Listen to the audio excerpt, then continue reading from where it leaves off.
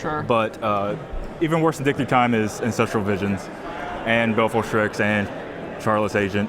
So speaking of Charlotte's, this tournament was pretty much dominated by Charlotte's Sultai as archetype, but you're saying that you didn't even face it?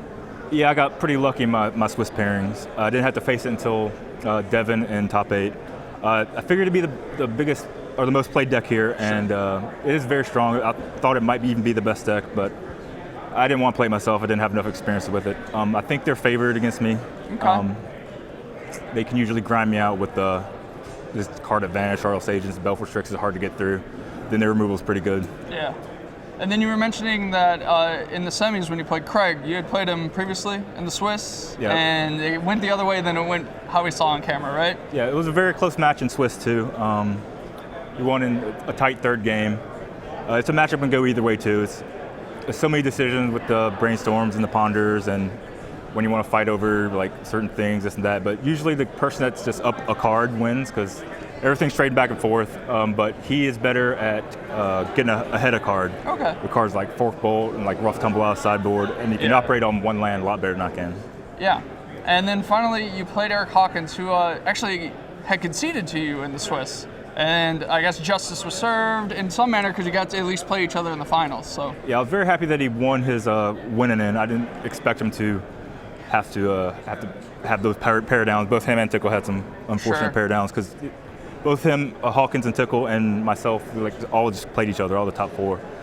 So I was able to draw the last round, and it would have sucked if he lost. But I think the way it worked out, he would have got in if Tickle won. Okay.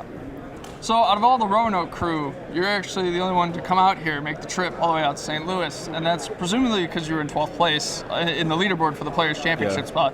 So I assume you just wanted to vault ahead after a fairly okay state championship weekend. Yeah, I expect to lose some points at states. It's just a tough tournament. It's very top heavy.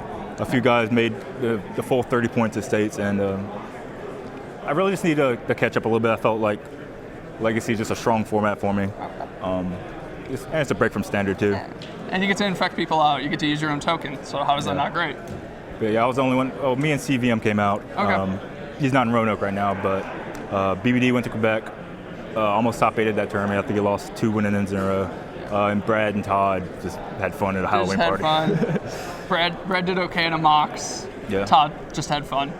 Probably would have been out here playing Infect with you though. Todd's being Todd, yep. So, speaking of the Players' Championship, next week we have Dallas, Modern.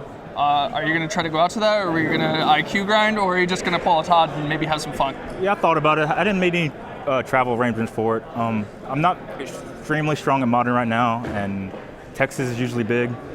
It's just too expensive to go, and I do have IQ options and even the Grand Prix in Indianapolis too. Well, you definitely got a nice spot for yourself in the Players' Championship race. So congratulations on the win. Thank you for taking the time, Citizens. Tom? All right, I'm going to kick it back over to Cedric and Patrick to wrap it up.